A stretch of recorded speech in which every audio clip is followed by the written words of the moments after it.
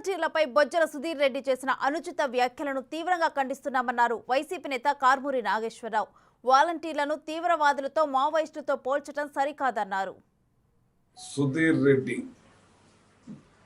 ఆయన కాళహస్తి తెలుగుదేశం ఎమ్మెల్యే అభ్యర్థిగా పోటీ చేస్తున్నాడు.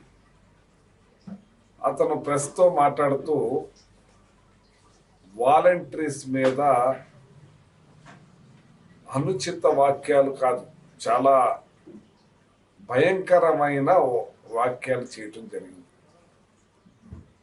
వాలంటీర్స్ని ఒక ఉగ్రవాదులు, టెర్రరిస్టులు, నక్సలైట్లకు సంబంధించిన ఇన్ఫార్మర్స్గా చిత్రీకరించి వాళ్ళకి సపోర్ట్గా ఉండే వాళ్ళ కింద జమకట్టి ఆ బొజ్జల సుధీర్ రెడ్డి మాట్లాడటం జరిగింది.